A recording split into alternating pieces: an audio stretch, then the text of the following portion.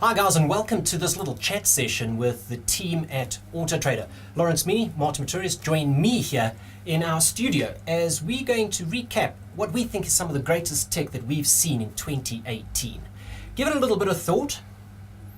What do you like and what have you liked seeing in cars? Is there anything new that's been released? What's tickling your fancy? Well, last year BMW incorporated gesture control into the 7 Series. And at the beginning of this year I had a 5 Series that had that in it. And I've seen a couple of the other manufacturers also starting to incorporate gesture control into operation of the entertainment center. VW. You don't actually have to touch the screen. You just swipe your hand in front of the screen and it swipes right. Some of them are doing it better than others though. Yeah, look, I have a bit of a problem with those things because I tend to talk with my hands.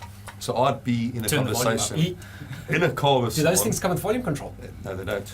And that's the thing. So I was driving one of those 7 Series, 730D, I think. Anyway, and I was talking to my passenger, and as I made this gesture, this car just decided to skip the station and turn up the volume. So keep your hands on the wheel, in my case. Yeah. But it's largely for that. It's so that you can keep your hands on the wheel. You're not trying to find icons or something of the sorts, because that's one of the tech bits that I don't like. Yeah, full touch screen. I still want a tactile interface that I can find a home button. I want to find a volume knob. I still want an old rotary dial, I want a track skip button. How much more difficult is it to gesture to your car than to just press the little button on the steering wheel? Well, it's my favorite piece of tech that and I would like to see other manufacturers start incorporating it. Even all the way down to your budget cars. I think it could be a really cool piece of tech to have. Well, one thing I've been encountering with more and more frequency, and I really appreciate seeing it, adaptive LED headlamps. Yeah. I think that is just the greatest tech innovation ever. Who has got it right at the moment? Audi, definitely. Opel. I was going to say Opel, the new Opel Astra. Yeah. Because that's probably one of the vehicles that comes in at the cheapest price point that is equipped with that sort of luxury. Their matrix LED system is very, very good. So to explain to you guys that don't know, basically you can drive around on your brights, and through a series of LEDs in each headlight, they can create bright and dark areas in what's being illuminated on the road. So you're not blinding oncoming traffic, but that dark, dingy little hedge down the side, that's lit up beautifully for you. And in fact, that's on full brights. You've got your normal dip beams down in front of you and a dark spot around the oncoming car. It gives great illumination. It's actually so cool to see this in action. To see it more. With the Audi system, for instance, it looks for road signs as well. So as you approach, you come down the road and the car detects a road sign next to the road, it would flash on that thing quickly. Yes. And then if there's a car in front of you, you can actually see the dark spot coming closer to you as it illuminates past the car. It's incredible. I like the illumination of the road signs. Yes. And another one is traffic sign recognition and memory. Because some recognize it and then they just fold it away. Which auto manufacturer Well, does I'm going to go does back with that as Opel well. again. Once again, because for me, and I'm going to get to this point now, so basically what the traffic sign recognition does as well is it'll recognize whether it's a speed limit or something of the sorts, and it leaves an icon on your dashboard to let you know what the speed limit is as much as you've passed the sign. So it doesn't really matter if you're 2 kilometers past that speed limit sign, you can still tell what the speed limit is in that area because of the last sign that it detected. For me, the highlight though is not so much the individual tech, it's the amount of tech that is filtering down into your lower models.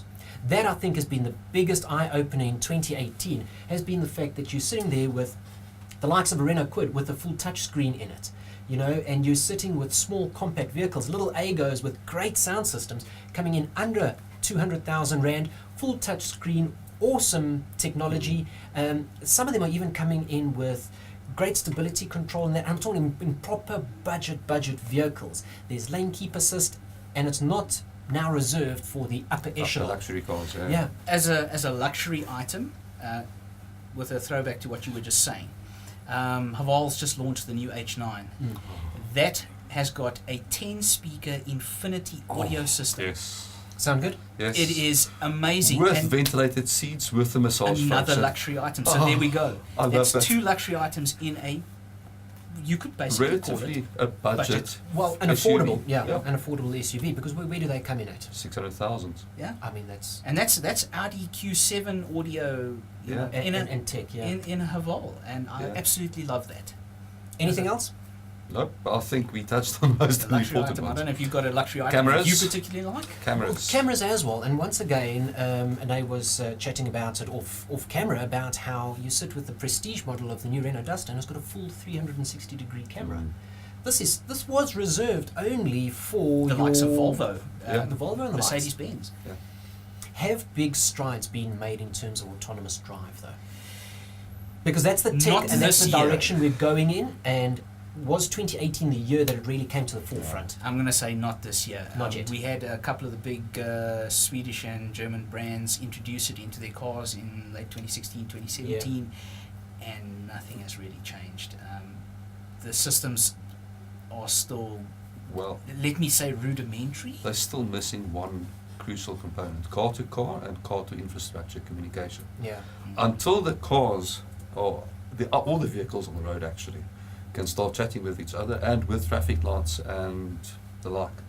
Until that happens, we will never have proper full autonomous driving. So I guess And with that's the number of dated vehicles on our roads, That's I the can't see that problem. happening in Yeah. our lifetime. We've still got 40-year-old cars in service on our roads, Yeah. and to get everybody on that same page in South Africa, I fear it's Vision we may- 2030.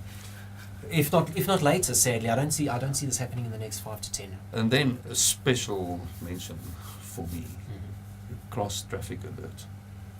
Yes, I've I like that. never realized exactly how useful it could be until I moved into my current house, Mm. where I have to reverse out between two pillars and I can't see up and down the road. Yeah, And the other day in a little Hyundai Tucson, yeah.